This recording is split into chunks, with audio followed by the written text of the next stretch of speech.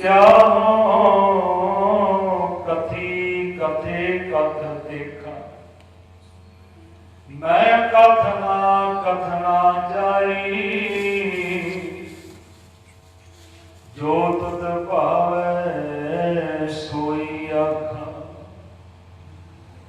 दिल तेरी वड्या। कबीर ऐसी होए परी, मन को पावत कीना,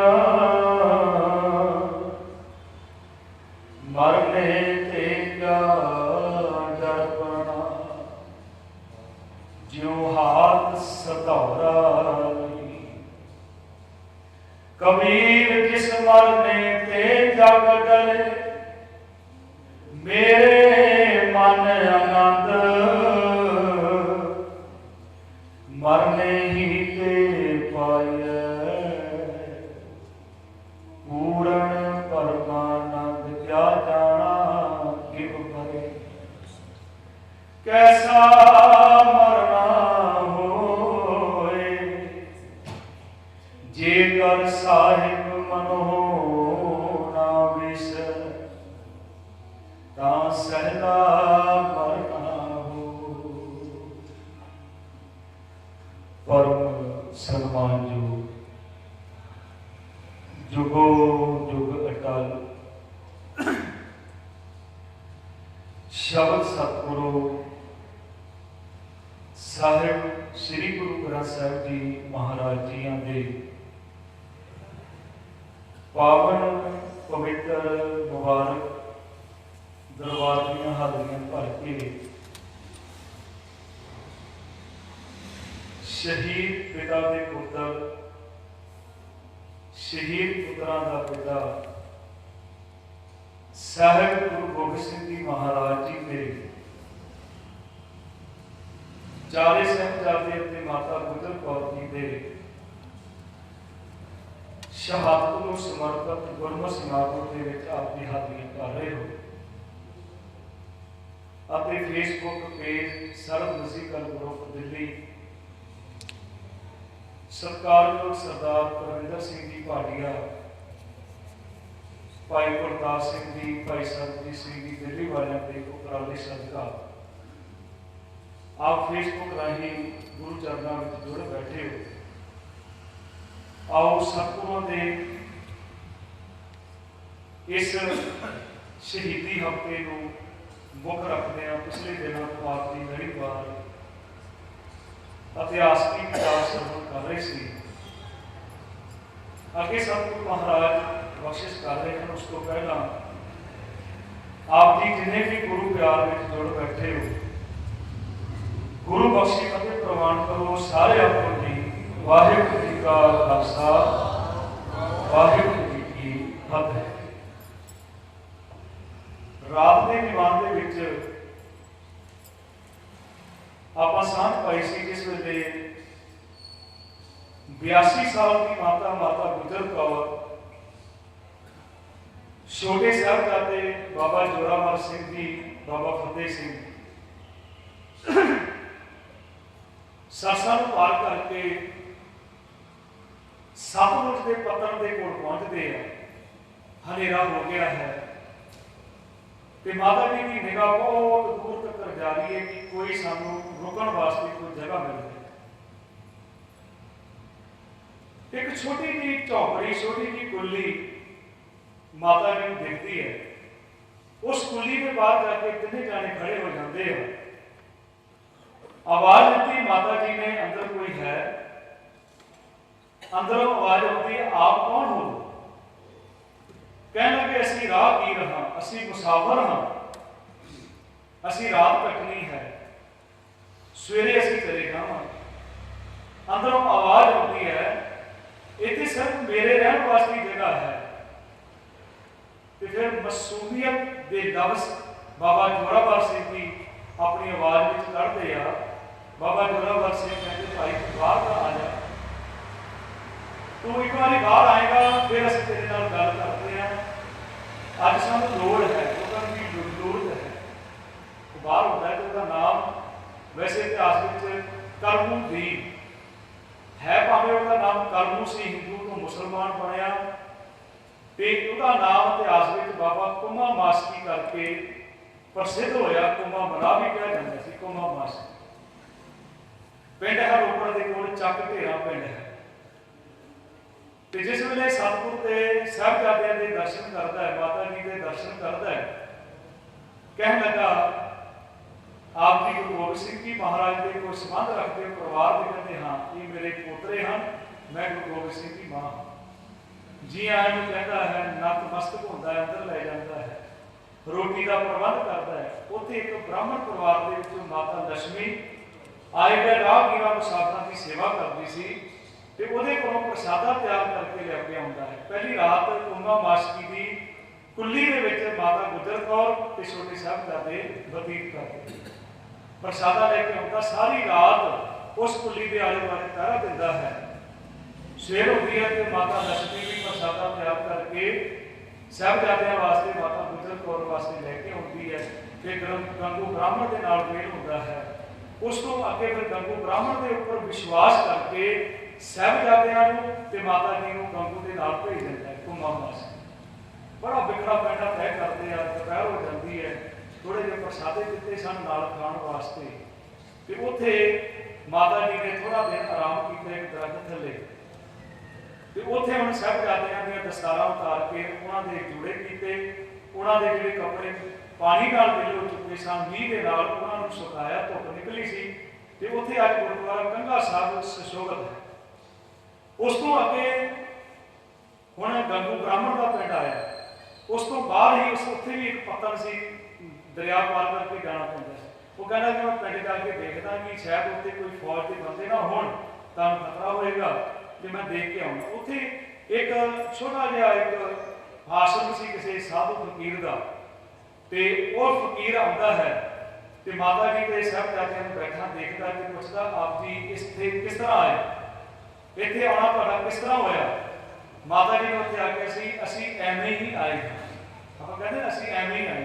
उत्थे भी अज गुरुद्वारा सुशोभित है, गुरुद्वारा एमा साहब, भी असीं एवें ही आए, उस जात नूं दर्शाउंदा है। ते फिर गंगू ब्राह्मण हुंदा ते अपने घर लैंदे, इत्थे तक आपां रातीं विचार साझी कीती सी। हुण गंगू ब्राह्मण हुण आ 2-3 दिन रातां तो बाद सौण वास्ते बिस्तरा भी मिलदा, रजाई भी मिलदी है साहिबजादे। पर हुण जो गंगू ब्राह्मण ने करना, गंगू ब्राह्मण को करना चाहिए सी, उसने नहीं किया। अंदर लालच सी, अंदर लोभ सी। की देखना जिस वेले माता जी कुंभे मास्की अते माता लक्ष्मी को अपने थैले विचों मोहरा कढ के दिंदे आ, उहदी निगाह मोहरे मोहरा वल है, उस धन दे वल है कि किसी तरह इन्हां दे कोलों लुटिया जाए। साडी कौम का बहुत बड़ा दिल रखती है। जिस वेले बाबा बंदा सिंह बहादुर ने सिख राज स्थापित किया, सरहद की एक एक नाल टकराई, उस तो बाद बाबा कुंभा मास्की ते माता लक्ष्मी को बुला के सन्मानित किया गया सिख राज, क्योंकि गुरु के लाला के माता जी की सेवा की। हुण वो बेईमान सी, जो उन्होंने करना चाहिए, जे अज शहादत भी दे देता ना गंगू ब्राह्मण, ते अज उन्होंने भी पूजया जाना सी, अज उन्होंने भी पूजया जाना, पर वो लालच लोभ जो आप बाणी में पढ़ते, करना हो तो सो ना की हो, जो उन्हें करना सी कर नहीं पाया, पर लोभ के फंद, लोभ के फस रात को चोरी कर लेंदा, माता जी के कोल जिहड़ा खजाना सी और समान खिलार दिंदा। जो मेरे माता जी सवेरे देखते हैं, आवाज़ दिंदे, गंगू बेटा ये समान क्यों खिल रहा है, तो ये साडी थैली कितने है खजाने, तो हुण चोर ते नाले चतर दोनों चीज़ां रौला पाना शुरू कर दिंदा है भी तुसीं मेरी नेकी का ये फल दे रहे हो, मैं तुहानूं बागियां नूं अपने घर जगह दी है, मैं तो तुहानूं हुणे ही फौज के कोल फड़ा देंगा, हुणे मैं तुहानूं सरहद नवाब वजीर खान के कोल फड़ा देंगा, तुसीं मेरी नेकी का फल नहीं दिता। नाले चोर ते चतर। माता जी कहते तू पैसे रख लै पर रौला ना पा, नहीं बने। पिंड के चौधरी को अपने घर पहरे ते खड़ा करके मुरिंडे थाने के विच जाके इतलाह करता है कि गुरु गोबिंद सिंह जी महाराज के छोटे साहिबजादे ते उन्हां दी माता मेरे कोल है। वो तो दो सिपाही होते हैं, जानी खान ते मानी खान। क्योंकि दुश्मन घट नहीं करता, दुश्मन घट नहीं करता। उन्होंने की किया, जिस वेले गिरफ्तार किया गया साहिबजादियां नूं बोरियां दे विच पाया गया, दोनों साहिबजादे नूं बोरियां दे विच बंद करके घोड़ियां दे उपर रखा गया, माता जी के हाथ रस्सियां दे नाल बन्ह दिते। जिथे अज तुसीं कदे जाओ शहीद पिंड जिहड़ा है गंगू ब्राह्मण का, अंदर जिथे गंगू ब्राह्मण का घर से उत्थे गुरुद्वारा साहिब अटक साहिब मतलब रुके सन गुरु साहब जी के माता जी ते साहिबजादे। ते एक गुरुद्वारा साहिब पिंड तो बाहर है, वो गुरुद्वारे का नाम है गुरुद्वारा रत साहिब, क्योंकि उत्थों फिर उन्होंने बैलगाड़ी के उपर बिठा के मोरिंडे लिया, उत्थे फिर उन्होंने बोरियां में साहिबजादे को कढ़िया गया। इत्थे तक इतिहास लिखता कि तसद्दुद किया गया। अतूत की सोटी जी होती है ना, बड़ी जोर की लगती होती है, पतली नहीं, जो शरीर पर मारते सन, शरीर के उपरों चमड़ा भी निकल जाता है, इन्ना तसद्दुद होया है। मोरिंडे की जेल के विच बंद कर दिता, जिथे अज गुरुद्वारा कोतवाली साहिब मोरिंडे, वो रात जी है हुण, क्योंकि हरेक बंदा चाहता कि मैनू मेरा रुतबा बढ़ जाए। हुण उत्थे भी जिहड़े सिपाही है वो सोचते हैं कि असीं इन्हां नूं इन्ना तंग कर दईए, अज की रात इन्ना इन्हां दे उपर तसद्दुद कर दईए, ये हार मान जाए तो फिर सूबे सरहद को जाइए भी ये तो हार मान गए आ, इस्लाम कबूल करने वास्ते तैयार आ, ये साडे भी रुतबे बढ़ जाए। पर उन्होंने ये नहीं पता ये गुरु गोबिंद सिंह की दाल है, रोटी नहीं दी खाने वास्ते, पानी नहीं दिता पीने वास्ते, पर उन्होंने की पता सी तो रोज पढ़ते आ कहते दुख भूख सद मार, ये भी दात तेरी दाता। उत्थे थले बसाउण वास्ते कपड़ा नहीं दिता, उपर लैण वास्ते कपड़ा नहीं दिता, उन्होंने की पता सी तो रोज पढ़ते आ जे सुख दे तां तुझे आराधी, दुख भी तुझे ध्याई, जे भुख दे तां इत ही राजा, दुख विच सुख। दादी सुना रही थी, नहीं मने सवेरे फिर बैलगाड़ियां ते बिठा के सरहद पहुंचाया। सरहद वजीर खान ने हुक्म कर दिता कि इन्हों बुरज के कैद कर दिता। श्रोमणी गुरुद्वारा प्रबंधक कमेटी की एक पुस्तक छपी है छोटे साहिबजादे के ऊपर, वो लिखा है कि इस बुरज की उचाई जी धरती तो 140 फुट सी। ਜਿਹੜਾ बुरज जिन्होंने इस करके ठंडा बुरज कहते सन, अज भी कहते आ, तो इस करके सी कि गर्मियों के विच जेठ हाड़ के महीने में भी वो ठंडा रहता है। एक उत्ते नदी वगती होती सी नाल, ते वो हवा ठंडी होती सी, ते उस वेले गर्मियों के विच सूबा वजीर खान उपर उत्थे आके रहिंदा सी। 140 फुट की उचाई सी, पर वो साडी बदकिस्मती मैं जरूर कहना चाहुंदा कि असीं जातां नूं संभाल के नहीं रखिया। गुरुद्वारा साहिब वो ज़्यादा नहीं साढ़े को संभाल सके, जेडे पंथ दोखी लोगों ने कितना इतिहास साडा खत्म कर दिता, कितना बड़ा इतिहास इस खत्म कर कितना आजाद करा। अज तुम बड़े बड़े शहरों में चले, औरंगाबाद चले जाओ, आगरे चले जाओ, बड़िया बड़िया मुगलों दी बिल्डिंग अज भी खड़िया नहीं संभाली। उन्होंने आख्या, सूबे ने आख्या कि इन्होंने एक रात इतने छड्ड दो, ठंडा बुरज सी, कपड़ा ना दो थले, उपर लैण वास्ते भी ना दो, इन्होंने खाण वास्ते भी ना कुछ दो, सवेरे जां तो मर जाएंगे ठंड के नाल, जां सवेरे आके माफी मंग लेंगे असीं इस्लाम कबूल करते। पर उन्होंने ये की पता ये गुरु गोबिंद सिंह जी महाराज के पुत्र है, सूबा इस गल नहीं जानते। कहते हैं सारी रात दादी मां ने बहुत बड़िया बख्शिशां कीतियां, समझाया। इको गल कहती सी, बेटा एक गल याद रखियो, अज सानू भी याद रखनी चाहिए, जिथे मर्जी जाओ, पर एक गल जरूर याद रखियो, तुसीं गुरु गोबिंद सिंह के बेटे हो। मेरे पुत्र की पग नूं दाग नहीं लगना चाहिए। हुण देखो ना, वो चारे पासे दुश्मन है, चारे पासे दुश्मन है। मासूम जिहियां जिंदा 7 ते 9 साल दी, बहुत छोटिया छोटिया जिंदा, पर घबराए नहीं। ये किहड़ी ताकत सी उन्हां कोल? गुरबाणी की ताकत। शहादतां दित्तियां,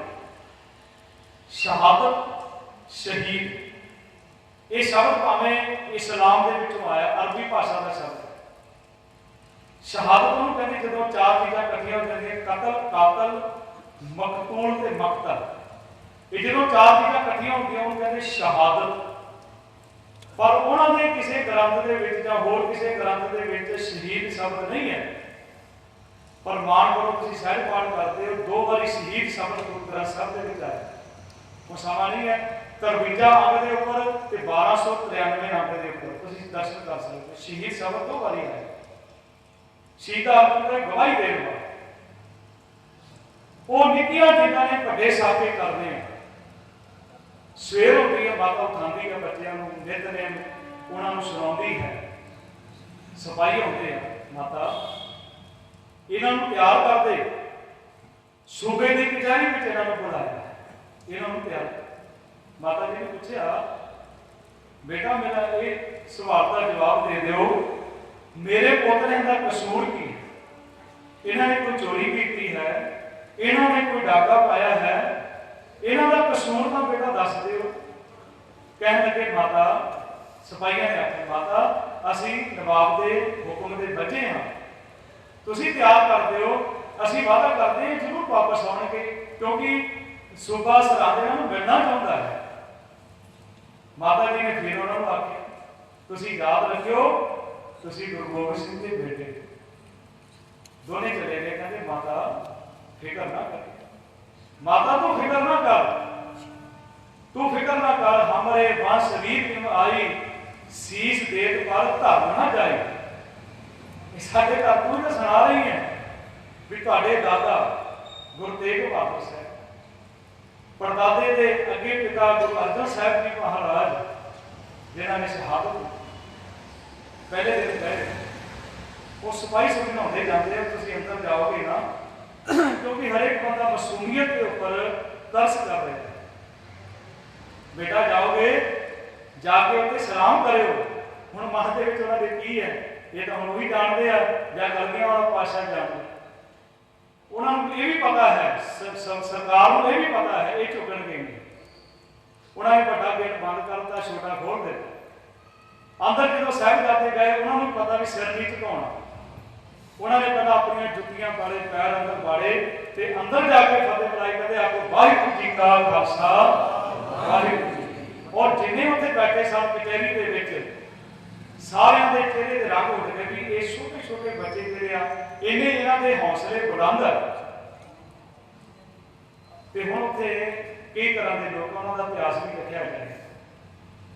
ਜੇ ਗੁਰੂ ਨਾਨਕ ਸਾਹਿਬ ਜੀ ਦਾ ਨਾਮ ਲੈਂਦੇ ਆ ਨਾ ਤੇ ਬਾਬਰ ਦਾ ਵੀ ਹੁੰਦਾ ਹੈ, ਜੇ ਗੁਰੂ ਅਰਜਨ ਸਾਹਿਬ ਜੀ ਦਾ ਲੈਂਦੇ ਤੇ ਜਹਾਂਗੀਰ ਦਾ ਵੀ ਹੁੰਦਾ ਹੈ, ਜੇ ਆਪਾਂ ਗੁਰੂ ਗੋਬਿੰਦ ਸਿੰਘ ਜੀ ਦਾ ਨਾਮ ਲਿਆ ਔਰੰਗਜ਼ੇਬ ਦਾ ਵੀ ਹੁੰਦਾ ਹੈ, ਜੇ ਹੁਣ ਛੋਟੇ ਸਾਹਿਬਜ਼ਾਦਿਆਂ ਦਾ ਨਾਮ ਲਵਾਂਗੇ ਤੇ ਸੂਬੇ ਸਰਹੰਦ ਦਾ ਵੀ ਹੁੰਦਾ। ਤੇ ਉਹਨਾਂ ਲਾਹਣਤਾਂ ਵੀ ਪੈਂਦੀਆਂ ਉੱਤੇ ਬੈਠਾ ਸੀ ਸੁੱਚਾ ਨਾ ਗੁਲਾਮ ਸੋਚ। ਕੋਈ ਉਹਨੇ ਪੁਰਾਣਾ ਬਦਲਾ ਲੈ ਲਿਆ ਅੱਜ ਕਹਿਣ ਲੱਗਾ ਬੱਚਿਓ ਸਲਾਮ ਕਰੋ ਤੁਸੀਂ ਰਾਤੇ ਨਹੀਂ ਝੁਕੋ। ਤੇ ਸਾਹਿਬਜ਼ਾਦੇ ਨੇ ਆਖਿਆ ਕਿ ਸਾਡੀ ਮਾਂ ਨੇ ਤਾਂ ਸਵੇਰੇ ਸੁਣਾਇਆ ਸੀ ਨਿਤਨੇਮ ਕਰਾਇਆ ਨਾ ਤੇ ਉਹਨਾਂ ਨੇ ਸੁਣਾਇਆ ਸੀ ਜੀਤ ਕਰੇ ਸਭ ਦੇਸ ਕਿਸਾਨ वाजत ढोल मृदंग नगारे गूंजत ढोल गजान के सुंदर हिस्सत है हजार हजारे पूत भविक भगवान के भूपत कौन करे नहीं जात चारे श्री भगवान भविक भूपत अंत को अंत के धाम ये राजे पहला होए होना अगे आ इन्हां नूं सलामी असीं करदे असीं नमस्कार इहनूं कीती है वंदना हर वंदना गुण गावो नमस्कार तिस ही को हमारी सकल प्रजा दिन आप सुनी। असी जने गणे कुछ अगे झुक गए।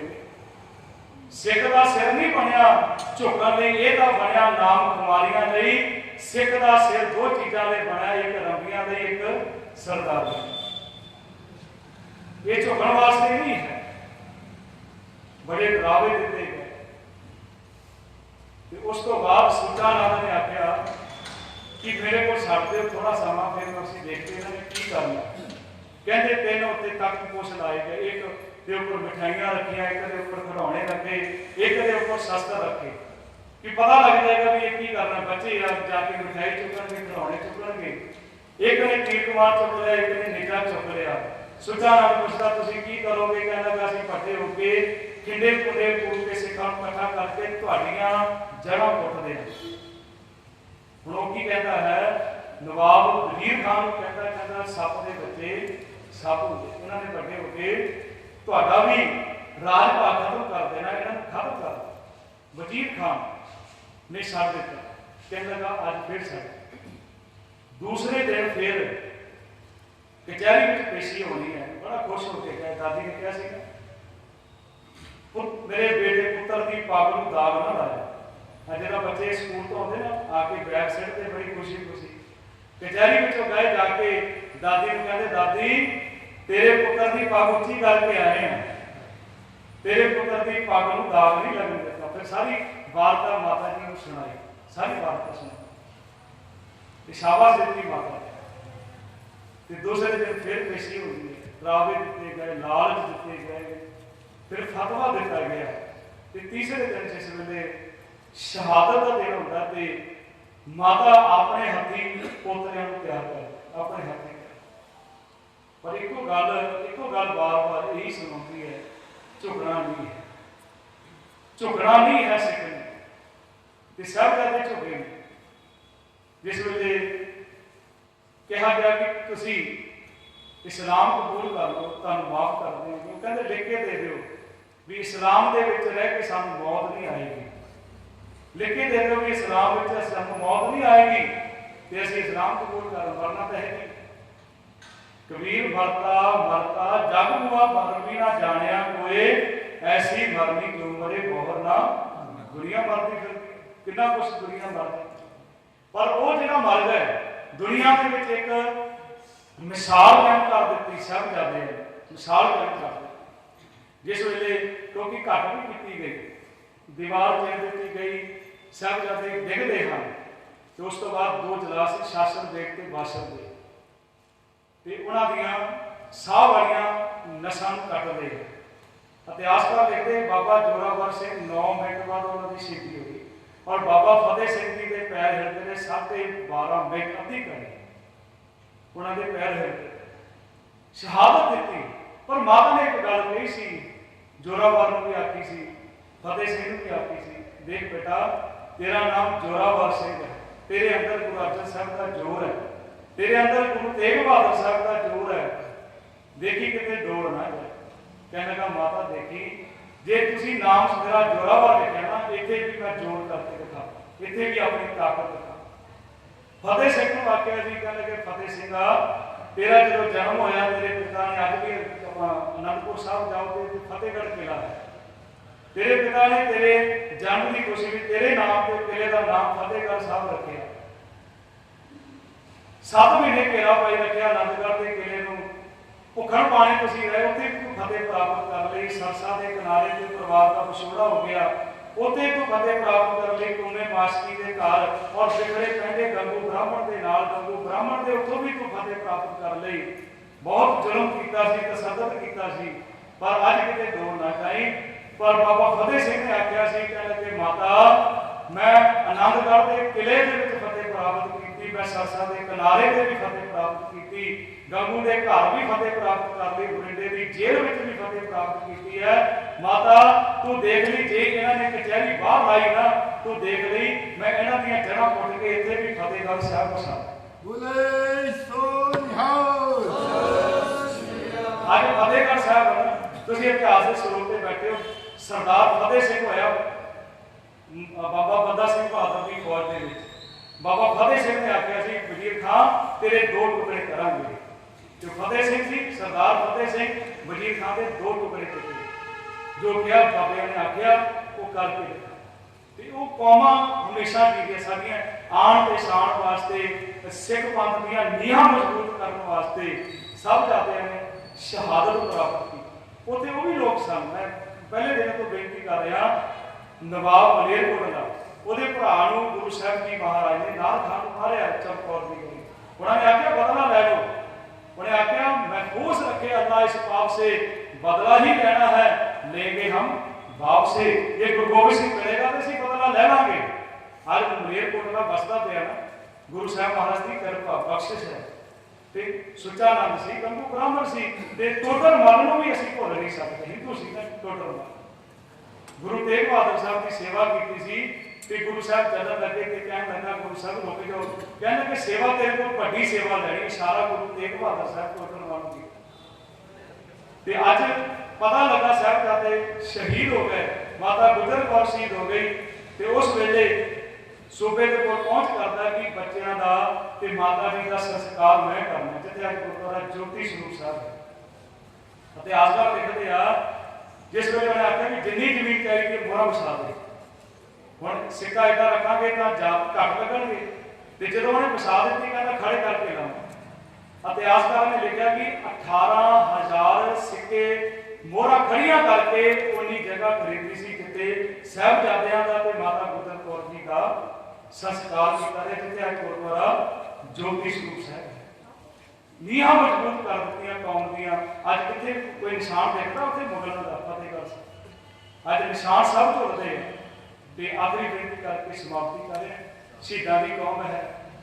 ਸ਼ਹਾਦਤ, ਕਤਲ, ਕਾਤਲ, ਮਕਤੂਲ ਤੇ ਮਕਤਲ, ਇਹ ਜਦੋਂ ਇਕੱਠਾ ਹੋ ਜਾਂਦਾ ਸਾਰਾ ਕੁਝ ਤੇ ਫਿਰ ਉਹ ਸ਼ਹਾਦਤ ਕਿਹਾ ਜਾਂਦਾ। ਇਹਨਾਂ ਦੀਆਂ ਸ਼ਹਾਦਤਾਂ ਦੁਨੀਆ ਦੇ ਵਿੱਚ ਨਹੀਂ ਹੋਈਆਂ। ਬਥੇਰਾ ਇਤਿਹਾਸ ਹੈ ਦੁਨੀਆ ਦਾ, ਬਥੇਰੇ ਲੋਕਾਂ ਮਰੇ ਆ, ਪਰ ਇਹਨਾਂ ਦੀਆਂ ਛੋਟੀਆਂ ਨਿੱਕੀਆਂ ਜਿੱਦਾਂ ਵੱਡੇ ਸਾਥੀ। ਕਈ ਲੋਕ ਘਬਰਾ ਗਏ, ਵੱਡੇ ਵੱਡੇ ਅਧਿਕਾਰੀ ਪੁਲਿਸ ਹੋਏ ਆ, ਵੱਡੇ ਵੱਡੇ ਬਹੁਤ ਲੋਕ ਹੋਏ ਆ ਜਿਹੜੇ ਆਪਣੇ ਪੁੱਤਰਾਂ ਦੀਆਂ ਮੌਤਾਂ ਦੇ ਉੱਪਰ ਘਬਰਾ ਗਏ ਸਨ। ਪਰ ਕਲਗੀਧਰ ਪਾਤਸ਼ਾਹ ਦਾ ਜਿਗਰਾ, ਕਲਗੀਧਰ ਪਾਤਸ਼ਾਹ ਦਾ ਦਿਲ ਹੈ ਜਿਹੜਾ ਆਪਣੇ ਪੁੱਤਰਾਂ ਦੀ ਮੌਤ ਦੇ ਉੱਪਰ ਵੀ ਖੁਸ਼ੀ ਦੇ ਗੀਤ ਗਾਉਂਦਾ। ਕੀ ਕਹਿੰਦਾ ਹੈ, ਜਿਸ ਕੀ ਵਾਸਤੇ ਆਗੇ ਰੱਖੇ ਪ੍ਰਭ ਕੀ ਆਗਿਆ ਮਾਨੇ ਮਾਥੇ। ਤੇ ਪਰਮਾਤਮਾ ਨੇ ਕਿੰਨੀ ਵੱਡੀ ਕਿਰਪਾ ਕੀਤੀ, ਉਸ ਤੇ ਚੌਗਣ ਕਰੇ ਨਿਹਾਲ ਨਾਨਕ ਸਾਹਿਬ ਸਦਾ ਦਿਆਲ। ਗੁਰੂ ਸਾਹਿਬ इन पुत्रन के शीश पर बार दिए सुख चार चार होए तो क्या क्या जीवत यही है। ये तो मरती दुनिया मरती है। तो मैं जिदा बेनती की है बाबर ते गुरु नानक साहब, नाम तो उन्होंने भी आता, पर उन्होंने जुल्म किए, जुल्म के प्रति उन्होंने नाम आएगा। पर जिन्होंने धर्म की खातर अपनिया शहादत दी उन्होंने जय जयकार होती है। कवि का बड़ा सोहना ख्याल है कि असी तो सोच रहे हैं कि किस तरह असी मरना है मौत तो, क्योंकि सब तो बड़ा डर है दुनिया के किसी को डर है मौत का डर है, मौत का होर बड़ी चीज नहीं है। पर इस गुरु घर के जिस सिखा के घर तुम जन्म लिया, जिसनों गुरु ग्रंथ साहब जी कहते अपना गुरु मानते हो, रब मानते हो, वो कहते पहला मरण कबूल जीवन की सत्यास होए सबना की रेणुका तो आओ। जे तुम तली ते शीश रख सकते हो तो मेरे को बड़ा सोहना लिखता है, कहता कि मैं ओदे सोले गावां, कि मैं ओदी गल करा, हर जरे विच लोह है सजन दा, पैर धरा के सीस कर। कितनी शहादतां होई। किसी ने कहा कि मैं सिक्खी छड्डदा ते इस्लाम कबूल कर दूं। इतों तक जरूर होया, मां नूं मां नहीं कहा पर अपने धर्म नूं मजबूत रखिया। दिल्ली दे विच एक नौजवान की शहादत तो पहले की मां जान जाती है, मेरा पुत्र है, ये सिख नहीं है। वो कहना मेरी मां ही झूठ बोलती है, मेरी मां ही नहीं है जिहड़ी मैनूं अपने धर्म तो तोड़ती है। कितनी शहादतां होईयां, कित्थे असीं नमन करिए। कि मैं ओहदे सोले गावां, कि मैं ओहदी गल करां, हर जरे विच लहू है सजण दा, पैर धरा के सीस कर। एक मरना है पुण्या वर्गा, हर थां रोशन कर दिंदा है। एक मरना है मसिया वर्गा, धुप हनेरा कर दिंदा है। एक मरना है कंढिया वर्गा, सब कलेजे पा दिंदा है।